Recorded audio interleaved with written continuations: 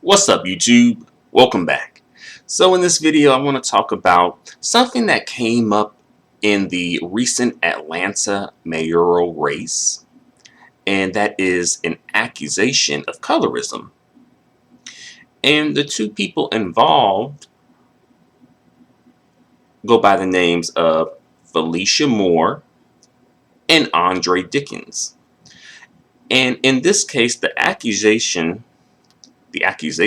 is coming from a brown-skinned black man, Andre, accusing a light brown-skinned woman, Felicia, of colorism. And a quick sidebar here, I just want to say, now we all know what colorism is. All of a sudden, we all know what it is now. Of course, right? I guess it isn't just an ugly dark-skinned woman's argument anymore. At least for the moment, right? Since, a darker skinned black man is on the accusatory end of it. Right. But these accusations of colorism came about because Felicia Moore's team, or perhaps just someone who's just a supporter of Felicia Moore, put out an ad, and within the ad, the political ad, Andre's face seems to be darkened, right? And some people are speculating that this was done intentionally to make him look sinister, menacing, dangerous, thus not a good candidate for, mayor of Atlanta. But, on the flip side, because Andre is making this accusation, or made the accusation, but, on the flip side, I didn't really see much gaslighting, I don't think, right? I didn't see that, right? Where were the people saying like, oh, dark skin is beautiful. Why don't you like being dark skinned? What's wrong with that? We all black at the end of the day. Don't be so divisive. Personally, I think that the darkened photo actually makes Andre look better. I think it portrays him in a better light, actually. So I think whoever did that actually kind of did him a favor. But I think I kind of think that people just maybe looking for something to kind of like bring Felicia down about, or something else at least. And I'm not really familiar with any of these candidates as far as what they stand for, etc., etc., etc. I'm just approaching this from more so of the colorism aspect. So I don't know if Felicia is just the worst candidate ever, or or if Andre is just the best candidate ever, and vice versa. But since we're on the topic of skin tone and colorism and all that, on the flip side of this, do you think that some darker skinned politicians may lighten their skin when it comes to the ads that they run for themselves? Like a little bit. And then again, you do also have lighting that plays a part in this too. Like, lighting can make you look a certain way as well. But that's just, something to put out there though. Because since we're talking about accusations of, altering people's skin tones, do you think that some people may alter their skin tones to intentionally to make themselves look lighter? In terms of politics, we already know in terms of social media and things that can go on, particularly for women. But in terms of politics, though.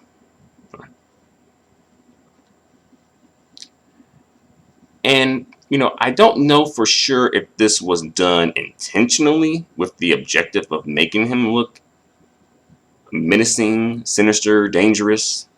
But if that is true, then I do think that is, a shameful tactic and a shameful thing to do, especially, you know, a black person going that low.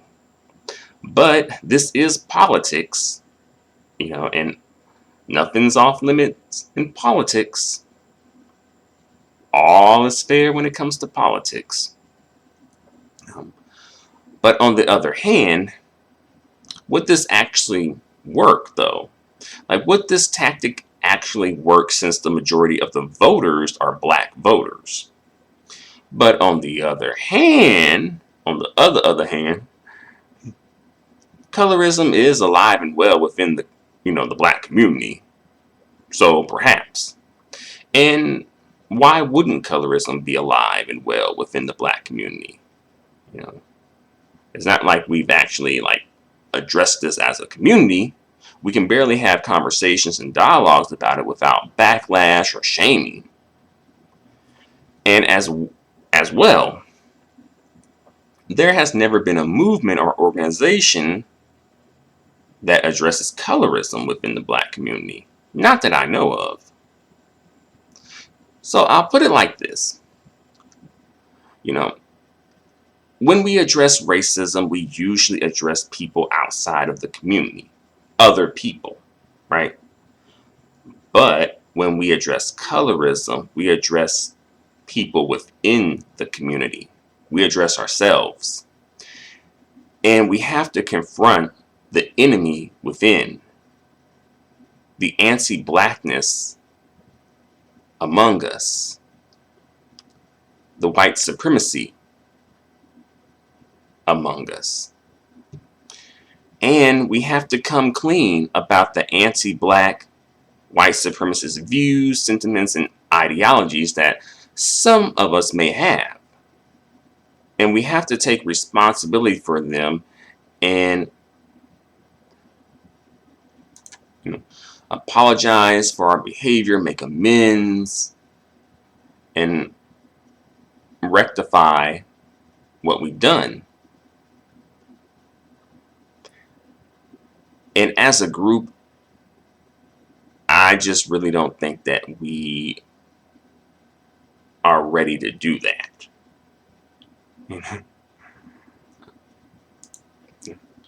Therefore, colorism ain't going nowhere anytime soon. All right. That's just the ugly truth.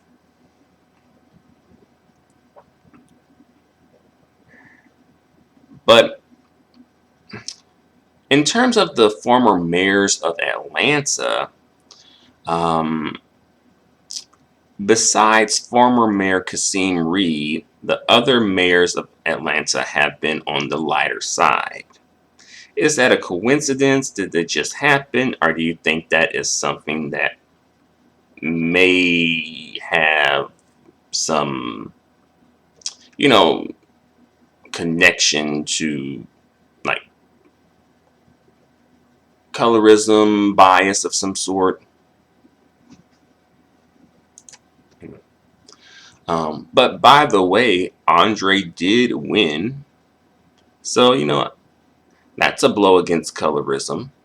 Now, if we can get Kasim and Andre's female equivalents in the mix, then we'll really be cooking with oil.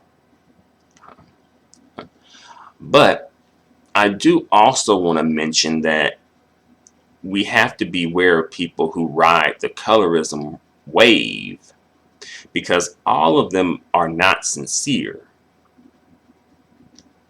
They just want to use colorism in that plight for their benefit and hop off the ship, hop off the wave once they get what they want out of it.